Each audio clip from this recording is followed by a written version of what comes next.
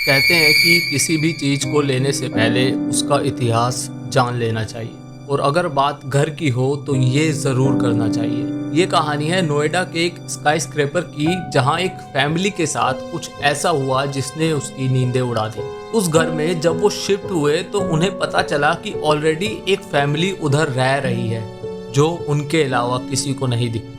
जी हाँ, आपने सही सुना, वहाँ एक आत्माओं का पूरा परिवार रहता था जो उन्हें दिख रहा था।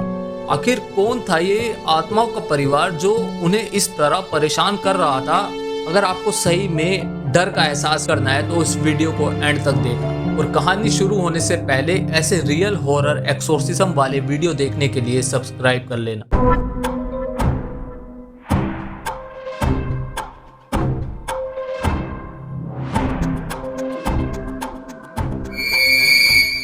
कहानी शुरू होती है 2017 से, जब एक फैमिली दिल्ली से अपने न्यू घर नोएडा में शिफ्ट होती है। इस फैमिली में 3 लोग थे, उमा, शेखर एंड उनका टीनेज बेटा शिवांश। और ये नोएडा के एक न्यू स्काई स्क्रैपर में शिफ्ट होते हैं जो कि इन्होंने अभी कुछ दिन पहले ही खरीदा था। लेकिन वो फ्लैट 1 साल में 4 बार सेल हो चुका था एट द सेम प्राइस। पर उस टाइम इन लोगों को ये नहीं पता था।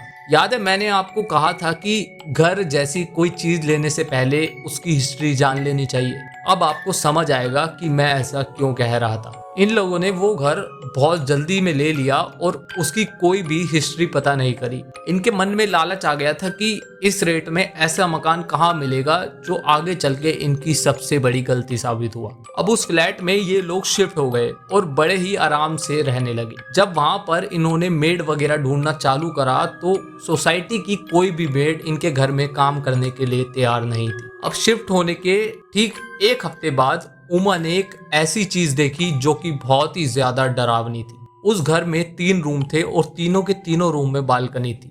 तो रात को जब वो लोग सो रहे होते हैं तो उमा को बाहर से कुछ गिरने की आवाज आती है, जिसके बाद उसकी आंख उस आवाज की वजह से खुल जाती है और वो उठ के बालकनी की तरफ जाती है। देखती है कि वहां एक औरत खड़ी है जिसके हाथ में एक छोटा सा बच्चा है और उसने उस बालकनी से उस बच्चे को नीचे गिरा दिया। ये देखकर वो एकदम से बहुत तेज चिल्लाने लगी और वो औरत वैनिश हो जाती है, जिसके बाद शेखर उठता है और उसे शांत कराता है। अभी ये बात वो किसी को नहीं बताते क्योंकि उन्हें अभी ऐसा कुछ कंफर्मेशन नहीं था। लेकिन ये सब यहीं नहीं रुका। अगले दिन ऐसा ही कुछ उसके बेटे शिवांश के साथ होता है और ये सब अब दिन दहाड़े होने लगा था।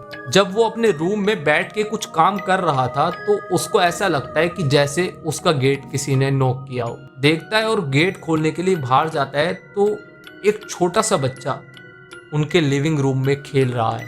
और वो पहले उसको देखकर डरता नहीं है और वो अपनी मम्मी से इसके बारे में पूछने उनके रूम की तरफ जाता है। और जैसे ही वो उसकी मम्मी के साथ बाहर आता है वो बच्चा गायब हो जाता है। और वो वही बच्चा था जो उमा ने उस रात को उस औरत को नीचे गिराते हुए देखा था। इसके बाद उन लोगों को अब कंफर्म हो जाता है कि कुछ तो यहाँ पर पैरानॉर्मल चीज है, कुछ ऐसी चीज है जो नहीं होनी चाहिए। जिसके बाद वो ये डिसाइड करते हैं कि वो इसके बारे में सोसाइटी मीटिंग में बात करेंगे। लेकिन कहते हैं ना कि सुपर नेचुरल चीजें कमजोर लोगों पर जल्दी अटैक करती हैं। और अगले दिन रात को शिवांश अपने कमरे से लिविंग रूम में आता है तो देखता है कि उसकी मम्मी उमा वहाँ एकदम सीधी खड़ी हुई है। उसने आवाज लगाई तो उसने नहीं सुनी, हिलाया नहीं देखा। और जब उसने उसकी आंखें देखी तो वो बिल्कुल वाइट थी, उसका जो ब्लैक पार्ट था वो गायब था। जिसके बाद वो बहुत जोर से चिल्लाने लगता है और अंदर से शेखर आता है और वो काफ़ी कुछ करके उसको होश में लाने की कोशिश कर ही रहे थे। इतने में उनकी नज़र बालकनी पे जाती है। उनकी बालकनी लिविंग रूम से बिल्कुल डायरेक्ट कनेक्ट थी तो सब कुछ साफ दिखता था। वो देखते हैं कि एक आदमी उनकी बालकनी से नीचे कूद रहा है और जैसे ही वो कूद जाता है वो पीछे भाग के जाते हैं और देखते हैं उधर कोई नहीं है, ना कोई नीचे गिरा हुआ है, ना कोई बालकनी में, ना कोई अगल बगल है। काफ़ी देर बाद उमा होश में आती है उस इंसिडेंट के बाद और अगले दिन सोसाइटी की मीटिंग होती है। जब वहाँ बात होती है तो पता चलता है कि इनके घर में पूरा का पूरा एक आत्माओं के परिवार का वास है, जिसमें पति पत्नी और एक बच्चा है।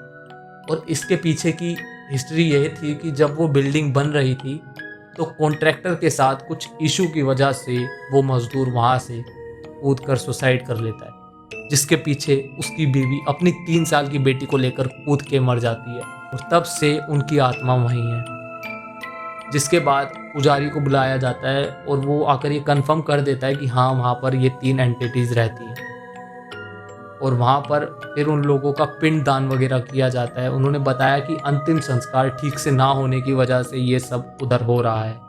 जिसके बाद कुछ विधियाँ उधर करी जाती हैं और उसके बाद उधर कुछ नहीं दिखा। लेकिन वो फैमिली भी उस घर को खाली कर देती है और वो फ्लैट आज भी खाली पड़ा है।